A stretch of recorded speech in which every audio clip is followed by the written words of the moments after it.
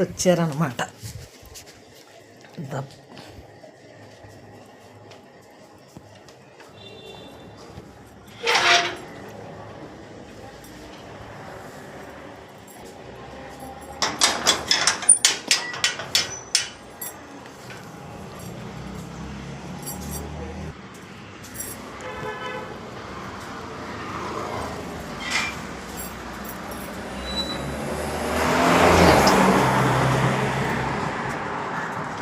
తిను, అవి కూడా తిను, అది కూడా తిను. పాలు కూడా తాగి ప్లేట్లు పెట్టాను. ఆవు వచ్చేసారు.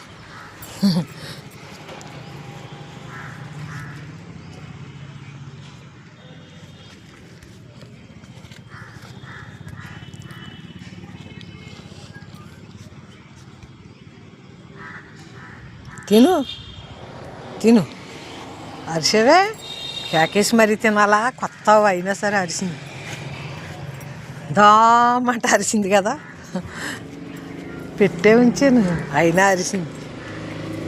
పాలు అన్నం కాళ్ళబైరు వేయాలి మారేది, దానిమాట ఇంటి తినేస్తున్నారు అన్నమాట.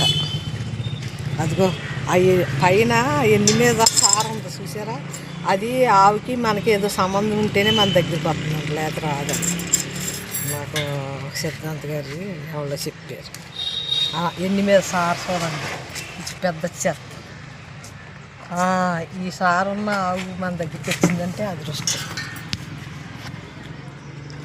దా దా దా ఉండు ఉండు ఉండు, దా దా దా దా దా మరి దా దా దా. వస్తున్నావా? దా అంటే వస్తాను. ఏం పెట్టిన జాంకాయ పట్టుకొస్తాను. అరుతున్నావా? ఉండి జామ అరిసింది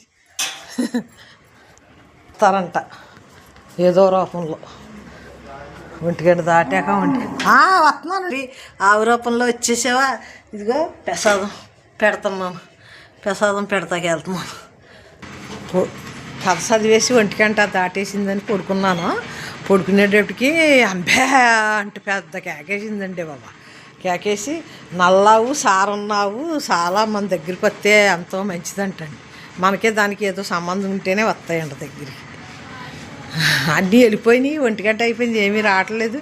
కాలబేరం కూడా కేకెత్తే రాలేదని ఓ దాంట్లో పాలన్నం అవన్నీ పెట్టి ఓ దాంట్లో బియ్యం బెల్లం అన్నీ వేసి పెట్టాను. 2 ఆకు అడ్డాక పక్క వాళ్ళతో కోసి అక్కడ ఆడేసారు, అది కడిగి దాని మీద పెట్టాను 2 ఇద్దరికని.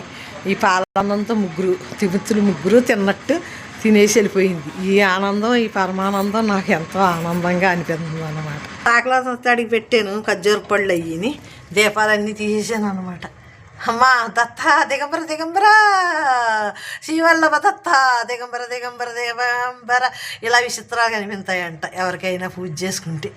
దత్త దిగంబర దత్త దిగంబర దత్త దిగంబర దత్త దిగంబర శ్రీవల్లభ దత్త దిగంబర సద్ద దత్త దిగంబర దిగంబర దిగంబర దత్త దిగంబర శ్రీవల్లభ దత్త దిగంబర శ్రీవల్లభ దత్త దిగంబర శ్రీవల్లభ దత్త దిగంబర.